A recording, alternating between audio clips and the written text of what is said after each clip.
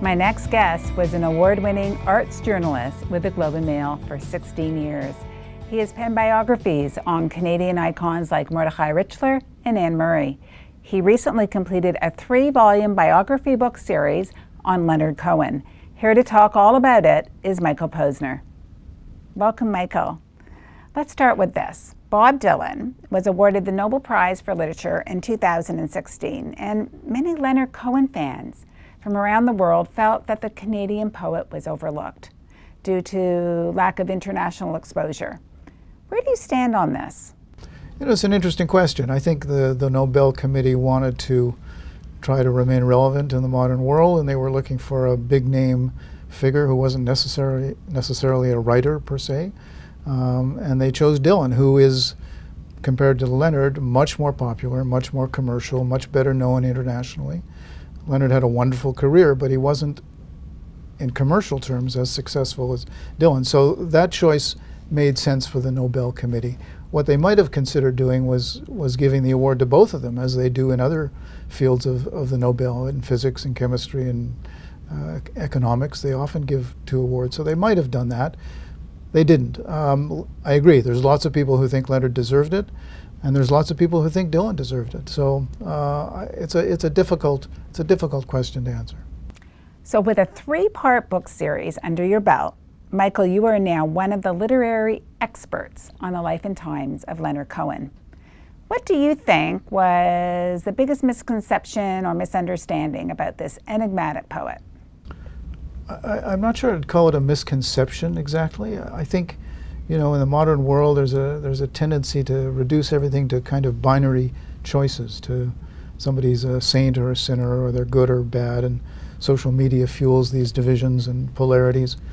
I think, you know, we know Leonard. Most of us now know Leonard as the old man. You know, the graceful, charming, the guy who toured the world for 5 years at the end of his life, and he was all of those things: charming and intelligent and very generous soul, and he was all of those things.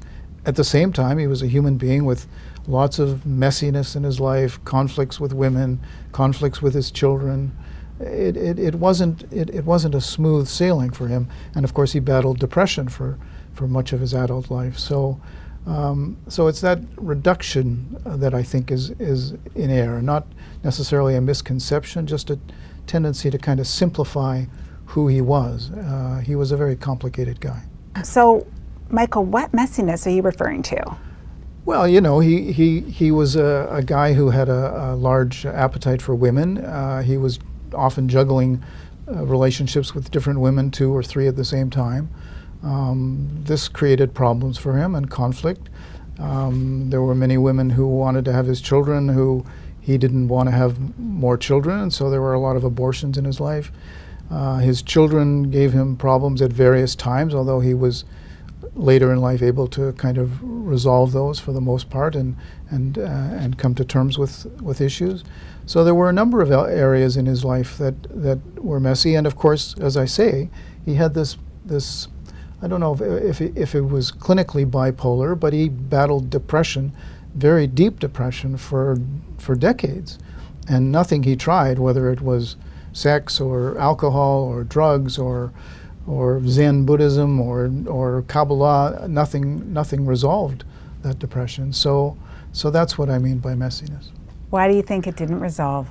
You know, I'm not a psychotherapist. I'm not a psychologist. He lost his father when he was 9 years old. I think that left a hole in his life that was essentially unfillable. Some of the men in his life, Irving Layton, the Canadian poet, his Zen master, Sasaki Roshi, became kind of father figures for him later on.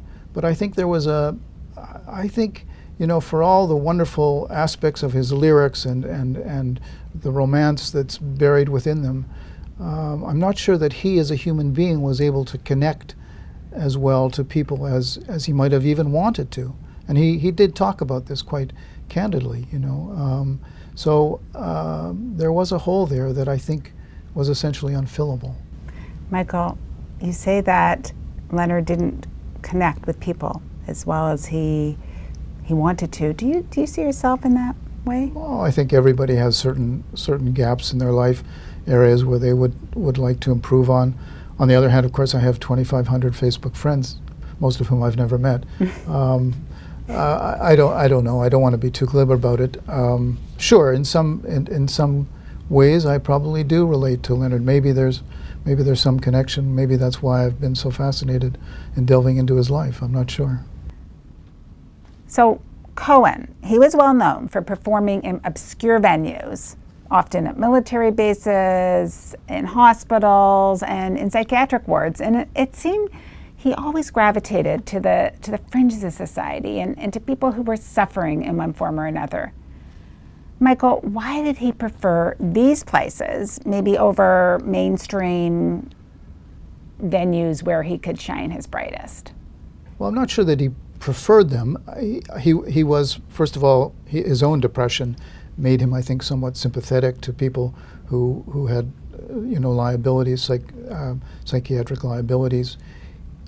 So that's an aspect. He was sympathetic. I think he felt that many of these people, although they're on the fringes of society, are in many ways savants or operating at a very high psychic level, and they're marginalized by society. But there's nothing fundamentally wrong with them.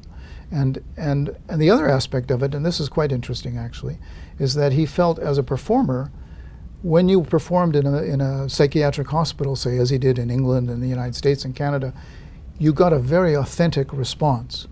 If they didn't like you, they let you know it immediately, and it was very genuine.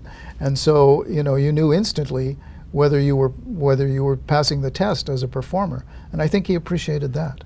So if you met Leonard Cohen today, and you handed him a copy of your volumes, what do you think he'd say? Interesting question. In 1973, the Shaw Festival put on a show called Sisters of Mercy, and they had a young man who was part of the band, and he was an aspiring songwriter at the same time. And Leonard approached him, and they started chatting. And the young man, he said, "How many songs have you written?" And he said, 50. And he says, "Oh, you slouch." And so I can imagine Leonard coming to me and saying, "How many interviews did you do for my book?"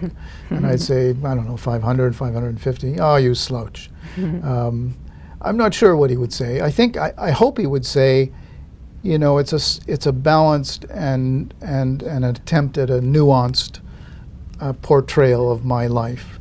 It's not biased. There are overwhelmingly the people in this book and the other two books speak very well of him. There are some detractors, there are some naysayers.